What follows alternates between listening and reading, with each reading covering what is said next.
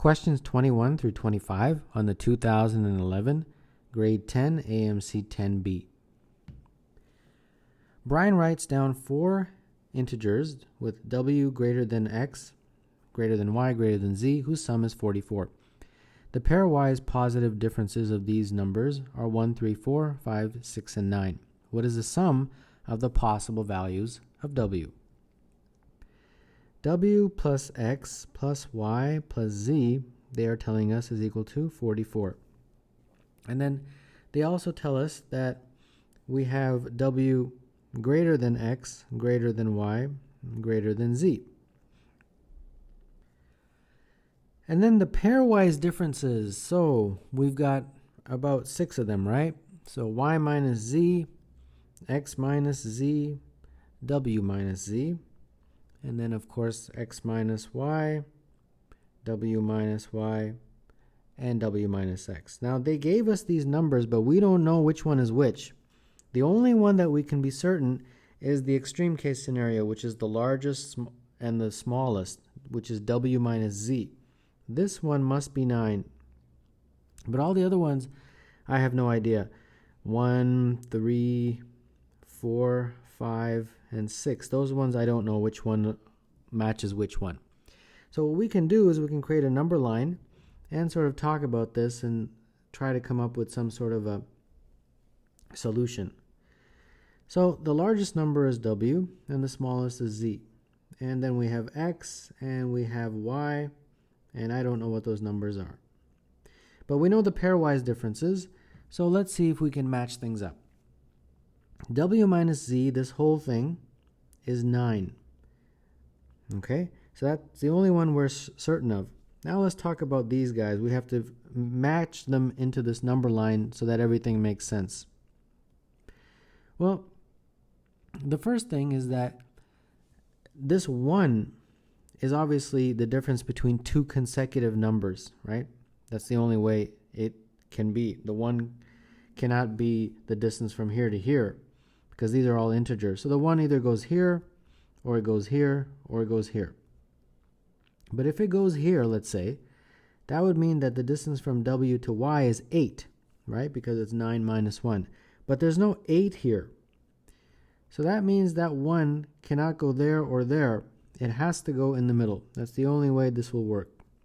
Okay? So, if the 1 goes there, that means w minus x and y minus z total 8. And the only way for them to total 8 with these remaining numbers is 3 and 5. So that means the 3 goes here and the 5 goes there.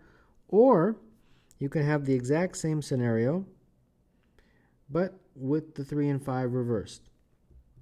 So that just means that you have w, z, x, and y like that. And then you have 1 here, 5 here, and then 3 there. And those are the only 2 scenarios. So now let's try to figure out what is the value for w. In the first scenario, up there, we have w plus x, but x is just w minus 3, plus y, but y is just w minus 4, and then z, well, z is w minus 9, and that all equals 44. So this is 4w minus 7 minus 9 minus 16 is equal to 44. So 4w is equal to 60. And that gives you w is equal to 15. So that's our first value for w. In this scenario, if you look at the number line, we have w plus x, but that's w minus 5, plus y, which is w minus 6, plus z, which is w minus 9. And this equals 44. So this is 4w minus 20 is equal to 44. 4w is therefore equal to 64, and w is 16.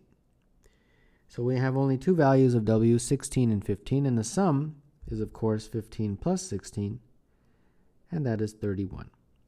So number 21, the answer is B. A pyramid has a square base with side of length 1 and has lateral faces that are equilateral triangles. A cube is placed within the pyramid so that on one face is on the base of a pyramid, and its opposite face has all its edges on the lateral faces of the pyramid. What is the volume of this cube? Of course, we will need a diagram to illustrate this. And here is such a diagram. This perfectly summarizes what the question is talking about. So let's start labeling some things here. I'm going to label the side of the square as x. So that is, of course, not just a square, but it's a cube. So it's x all around. This is x and so on, right? They're all x's. Now, what I'm going to do is try to create a strategy first of how am I going to figure out the value of the volume. Well, the volume, of course, is just going to be equal to x cubed, right? The volume of a cube is x to the power of 3. So if I figure out the value of x, then I'm set. But how am I going to figure out the value of x? So I have to create a strategy. And the strategy is as follows. I'm going to draw this diagonal all the way across. And then I'm going to use this triangle to create a Pythagorean relationship. And it's this one right here. That one right there. Let me draw it again here. It's this triangle right here. That triangle will allow me to figure out the value for x. Well, first I've got to figure out what is this and what is that. Well, first let's look at this face right here. I'm going to draw it flat to get a better understanding of it. And this represents, of course, this face right here. All I did was I took this face and I just put it flat here. And then this side of the cube, it touches that face according to the question. So we can draw that in, so it's approximately here. Now, what that does is, in a very interesting way, it creates another equilateral triangle. The big one is equilateral, but because this side is parallel to this side, this also becomes a smaller equilateral triangle. So since I had labeled this as x, this is also x, and this is also x. Now remember, the sides of the this pyramid right here, these guys, they're equilateral. And they told you that the base has a length of 1. So that means those sides have a length of 1. So this is 1, this is 1, this is 1.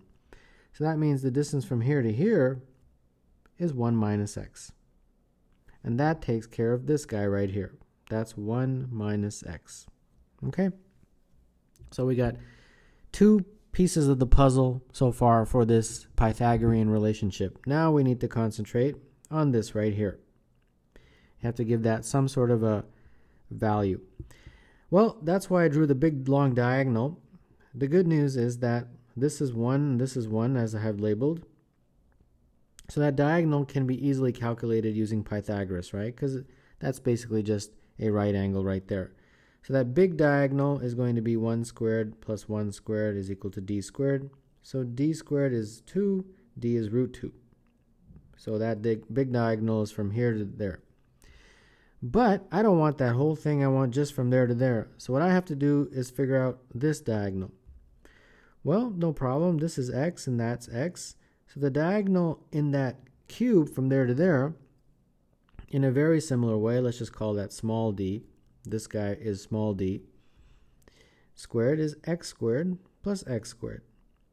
So that means d squared is 2x squared. So that means d is root 2x. So to get this distance, it's basically my big D minus the small d. That would give me the distances from there to there and there to there. But I need to only use half of that. So I divide by 2. And that will give me this distance right here. So let's see, what does that give me? It's root 2 minus root 2x all over 2. So it's root 2 minus root 2x all over 2. So there we go. Now we've got enough to figure out the Pythagorean relationship using that triangle. So it's going to be root 2 minus root 2x all over 2 squared plus x squared is equal to 1 minus x squared. Okay, so this is what's going to help us solve for x. As soon as we solve for x, we can then substitute it back into the volume formula.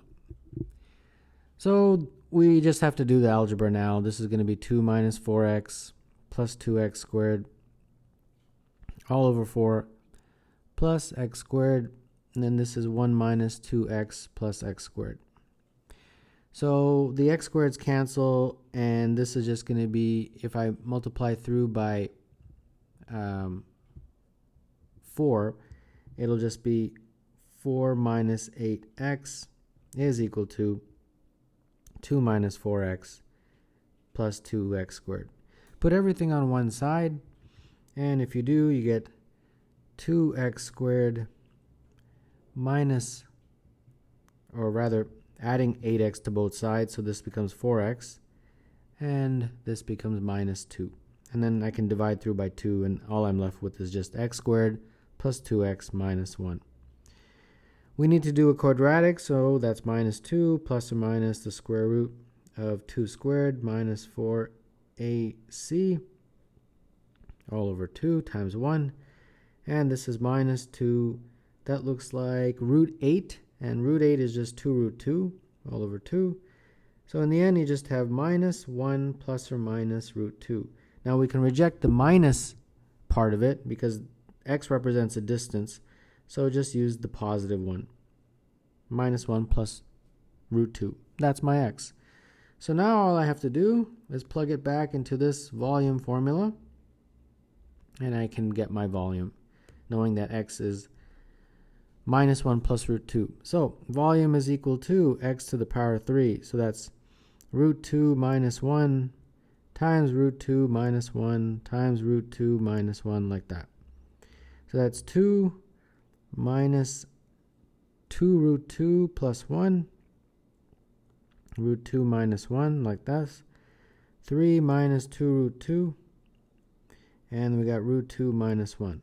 Again, multiplying this all out, we get 3 root 2 minus 3 minus 2 times 2, so minus 4, plus 2 root 2.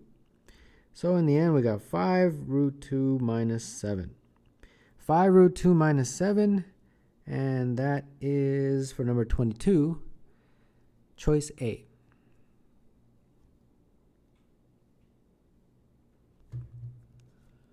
What is the hundreds digit of 2011 to the power of 2011? Well, obviously, no calculator that we have available to us will help us, and the calculators are not even allowed.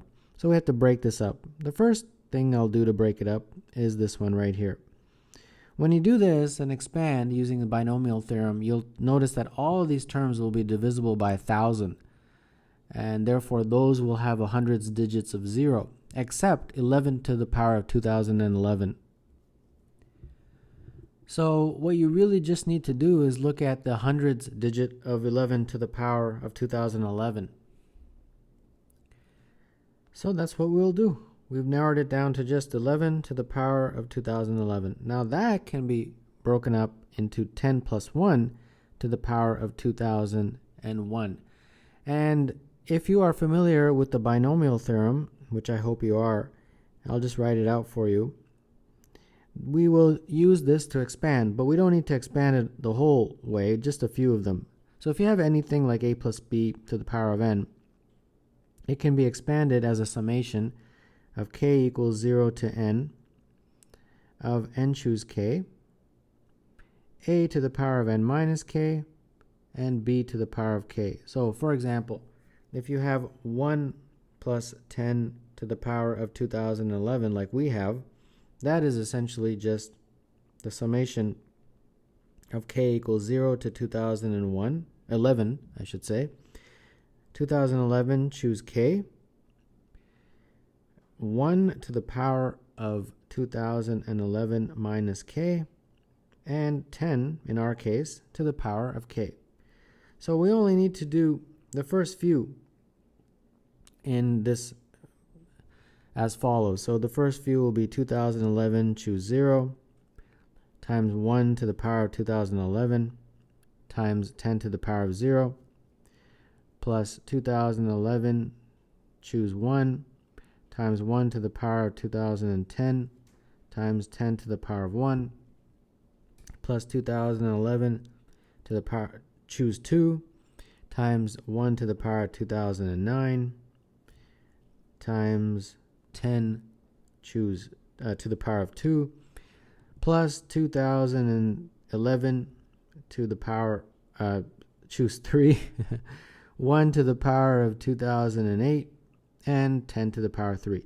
Now, we don't need to keep going because everything after this, actually including this, so this and everything after this, all are divisible by 1,000, right? Because they all have powers of 10 that are greater than or equal to 3. So all of those terms will have hundreds digits of 1, of 0, I should say, right? This guy right here. Hundreds digits of 0. So they won't give you anything. So what we have to look at just is these 3 guys right here. If I look at these 3 numbers, that will give me my hundredths digit. So I'm going to be looking at these 3. All right, so those shouldn't be too hard to figure out. The first one is just 1, actually. That was easy. The second one is 2011 times 10, I believe. And the third one is the longest one. That's going to be 2011 times 2010. And you're going to have to divide by a 2 there. And that's going to be times 100. So this is 1 plus 20110 plus 211 times 1005 times 100. And this big long number is 202,125,611. And the hundredths digit is 6. So, number 23, the answer is D. A lattice point in an xy coordinate system is any point xy where both x and y are integers. The graph of y is equal to mx plus 2 passes through no lattice point with 0 less than x less than or equal to 100 for all m such that 1/2 is less than m less than a. What is the maximum possible value of a? For this graph, y is equal to mx plus 2, to have no lattice points for x between 0 and 100, that basically means that mx cannot equal any integer. So it can't be 1, 2, 3, all the way up until 100. And that is pretty much what that means. And they have given us some parameters for m. They've told us that m is greater than 1/2. But it's also less than this value a. So what we have to do is just look at this and say, how can this be possible? So for any integer, right, if we're choosing values for x, we're going to choose any integer. What we want to do is find the smallest multiple of 1 over n that exceeds 1/2. And that's a very important point there. It's got to be greater than 1/2. And that will allow us to figure out what is a. So for example, for each of these, if you have, for example, 1 over 2, the smallest multiple of that exceeds 1/2 is 1. For 3, 1 over 3, the smallest multiple of that exceeds 1/2 is 2 over 3. For 4, the smallest multiple of 1 over 4 that exceeds 1/2 is 3 over 4. For 5, the smallest multiple that exceeds 1/2 is 3 over 5. And so on. You just keep going until you get to, the very last numbers, 98, 99. For 98, it would be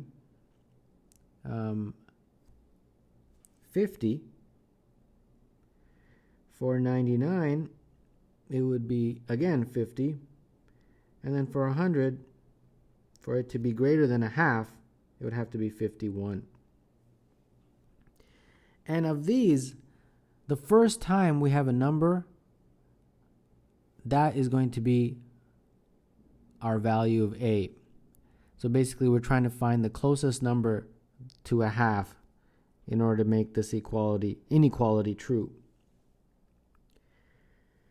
And of these, the first time we have a number that is closest to 1/2 is this guy, 50 over 11. That's 50 over 99.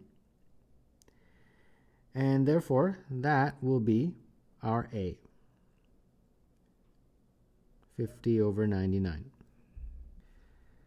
And therefore, number 24, the answer is B.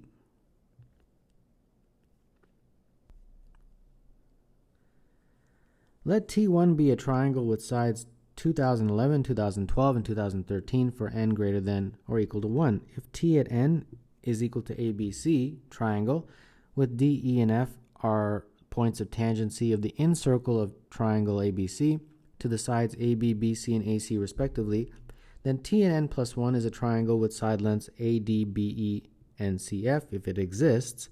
What is the perimeter of the last triangle in the sequence Tn? So let's first create some triangle and talk about this.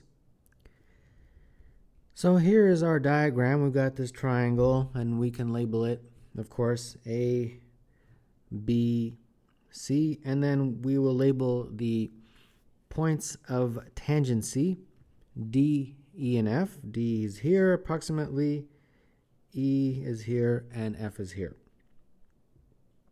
And then because of this triangle being tangent, we can draw lines from the center to the vertices like this.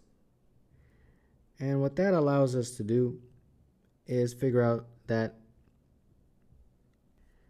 some of these distances will be equal. So for example, if I label A to F as X, and A to D will also be X, because those are similar triangles. And very similarly, if I label B to D as Y, then B to E will also be Y. And if I label F to C as Z, then E to C will also be Z. So we got a few equations here. The first is X plus Y in my first triangle is 2011. And then X plus Z in my first triangle is 2012. And Y plus Z is 2013. Now we want a general formula for what will X, Y, and Z be for each T to the N. What will it be for, well, T1 we know, but what will it be for, say, T to the N? And then we can calculate it for T2, T3, T4, and then eventually we'll get to a T that doesn't exist in the sense that you can't make a triangle. Because in any triangle, remember, we have a fundamental triangle inequality that two sides have to be greater than the third side. Okay?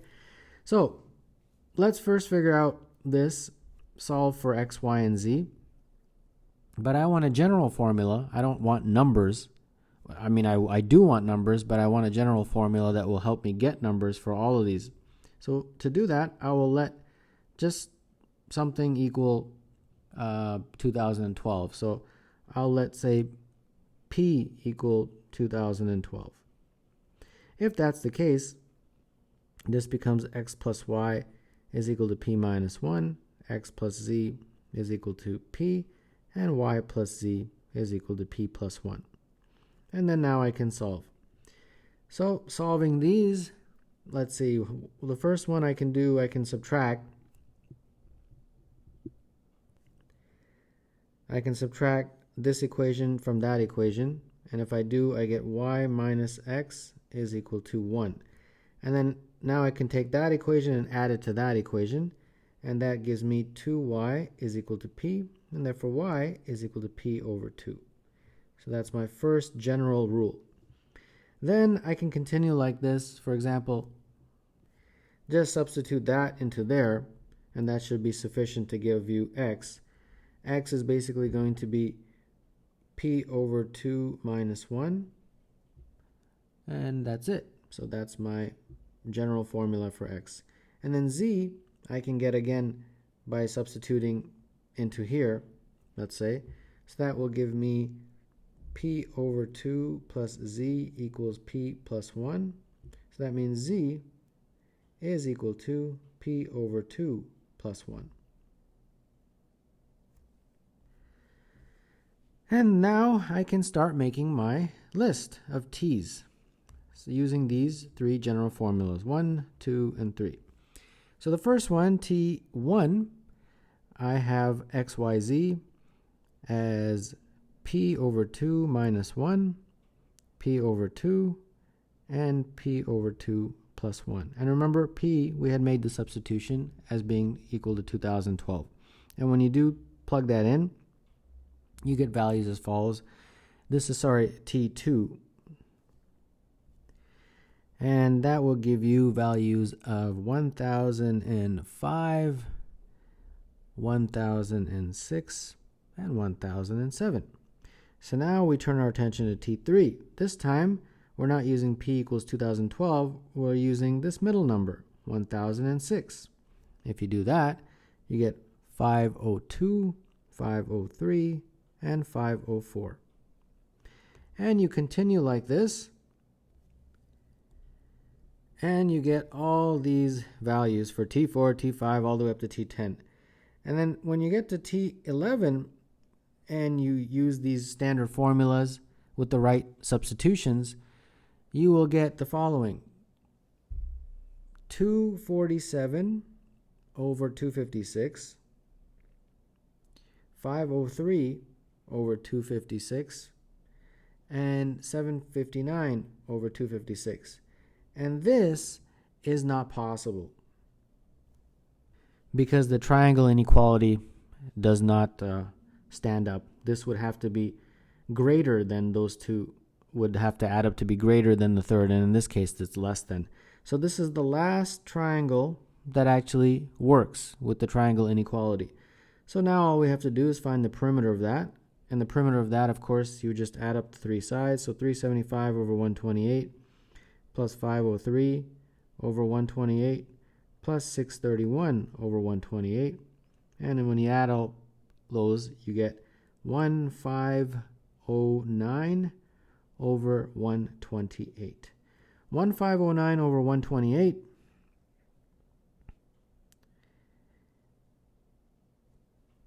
is choice D.